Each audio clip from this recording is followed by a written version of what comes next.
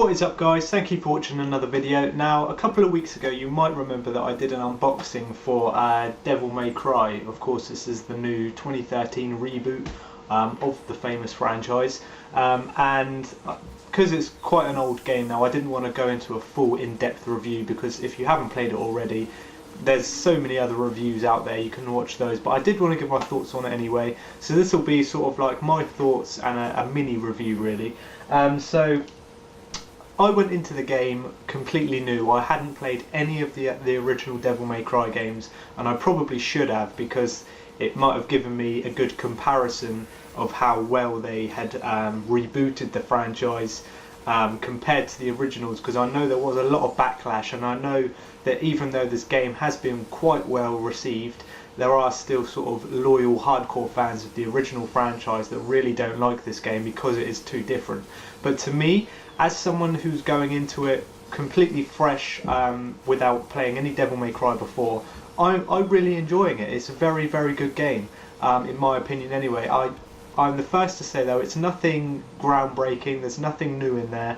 The story is very generic, there's nothing really kind of to think about with the story. It's literally good guy goes after the bad guy, and there's no twists and turns, there's no kind of other elements to it. Obviously, because this is a reboot, we do get an insight into Dante's life and how he become the character he is.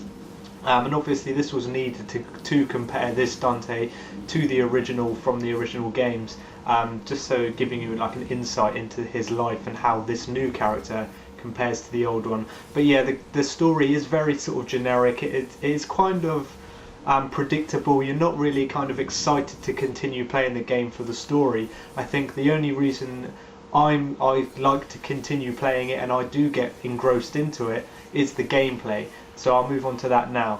And the gameplay is where this game shines in my opinion. It's pure hack and slash mayhem, and it's great fun. It's pure sort of arcade style button mashing, and it's really, really good. If you like games like God of War, or little bits, elements of Prince of Persia in there as well, if you like those sort of games, I really do think you're going to like this one.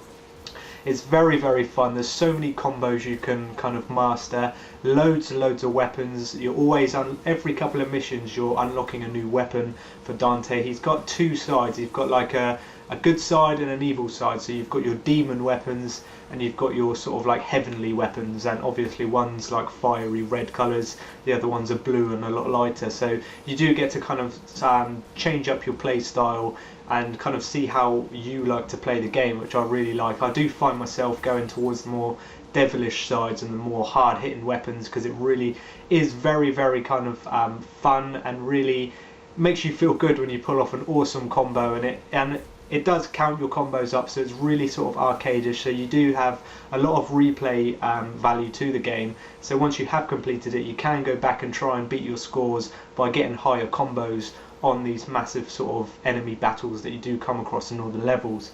Now it is level based, it's not a continuous story, so like I said, there is chance to go back and improve your score on each level, and I think it works well. I think it's quite a long game. There's 20 missions in the game, and each mission I'd say takes around, they do vary, but I'd say about half an hour each mission, but this is perfect. I think the way it's sort of leveled out, because it gives you chance to stop after each mission, upgrade Dante, buy some new items for him and everything. So that really does give you a good chance to kind of up your character and kind of learn new things going into each mission, which is a very good thing. That's something I really did like about the game. So overall the gameplay is the kind of shining point of this Devil May Cry in my opinion. On to the visuals.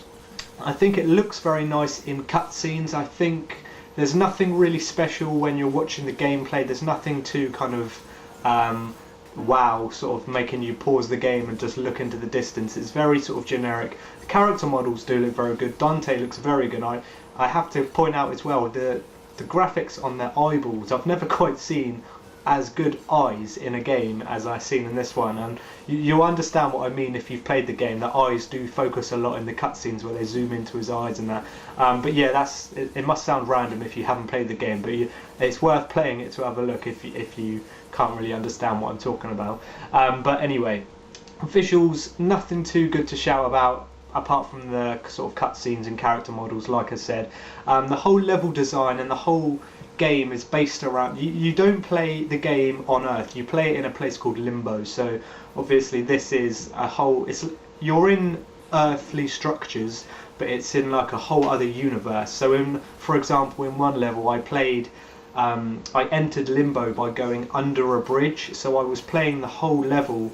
It's like an upside down street or something like that. It's hard to explain, but it's really good. And the whole game feels like it's a really trippy game. It's like someone was on some high intense drugs when they made this game. But there's bright colours everywhere, there's weird monsters, the craziness of this game is really, really good, and that's what I like. But like I said, because I haven't played the original Devil May Cry games, I don't know if they were like that as well. I do intend to play them one day. There is a HD collection, I wouldn't mind picking that up one day to play the originals. But like I said, I for one like this direction of how wacky and crazy it is. It is unlike anything I've played before. But to sort of wrap it up, I really do like the game. I have to say it's nothing special. The visuals aren't amazing apart from the cutscenes, like I said. But the gameplay is where it shines, where it's pure hack and slash mayhem, and it is good fun to just play kind of endlessly because you always want to improve your combos and everything. So I have to say it's a good solid sort of 8 out of 10, 7.5/8 out of 10 sort of game. It's got a good kind of length to it, a lot of replay value, and like I said, it is worth it just for the gameplay. So if you're a hardcore Devil May Cry fan, I don't know if you're going to like it or not, but me, coming from not playing the originals, I do enjoy the game, and I would recommend people playing it, maybe as a rental or a cheap buy like mine was. I only picked it up for, I think it was £7, so that's no harm in my bank. I'm enjoying it for what I paid, so I definitely think you should give this game a look. But yeah, that's about it for my sort of mini review, guys. Thank you for watching. Leave your comments down below as usual, and I'll see you in my next video.